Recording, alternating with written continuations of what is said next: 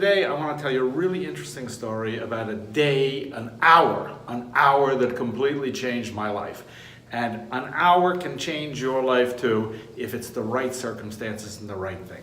I was a student at Williams College and I didn't really know what I was doing, and it was my freshman year and I was kind of lost, and I was only 17 years old and I was probably going to be a lawyer and on my way to law school.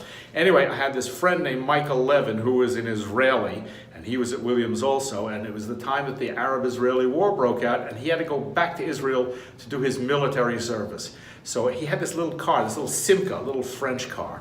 And he said to me before he went back to Tel Aviv, could I drive the car back to his parents and give it back to them? And they lived in Manhattan. And since I came from New York, I said, sure. So I took the car and I drove it back from Williamstown back to Manhattan. And they lived in a big apartment on Central Park West. And I had never really been in an apartment like that. I actually lived on Long Island in a suburban community. But I went and I dropped off the car and they invited me inside, and I had never been in a place like this before. There were Persian carpets and original artwork on the wall and books and classical music. It was a completely new experience for me. I had lived a very sheltered life. Anyway, the father said, would you like to come into my study? So he took me into his study, which was at the end of the hall, and it was a book-lined room, and there was a table or a desk in the center of it, and there was a typewriter on it, and stacks of manuscripts, and there were photographs all around the room. His name was Meyer Levin, and he was a very famous author. He'd written a bunch of books, and he wrote the screenplay for The Diary of Anne Frank, and he wrote this book Compulsion and The Settlers, and he was an author and a journalist, and that's what he'd done for a living.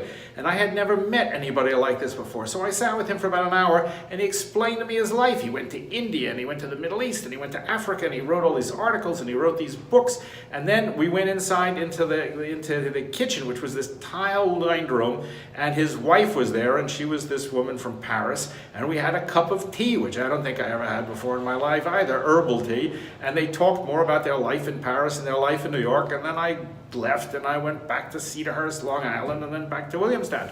But that left such a lasting impression on me that as I sat there, I said, that's the life I want to have. That's the person I want to be, was this guy that I met for exactly 1 hour and I never saw again for the rest of my life. And from that moment on, I thought, I'm going to be a writer, I'm going to be a journalist, I'm going to travel around the world, I'm going to do photographs, as it turned out video, because that became possible. And so having that experience for just 1 hour changed my life completely. And the fact is that most of us grow up in a world in which we're exposed to very little of alternative opportunities and alternative lives and alternative lifestyles. So when I look at my life of video, and I've been able to travel around the world and go to a million different places, I can do that for you. You can have the same kind of life. You can travel to adventurous places, you can see amazing things, you can make a decent living, you can have a great life, and all you have to do is be exposed to what we do, and you can be exposed to this kind of stuff on thevj.com. The opportunity is there, the possibility is there, and I can do for you what Meyer Levin once did for me, and that's just what I want to do.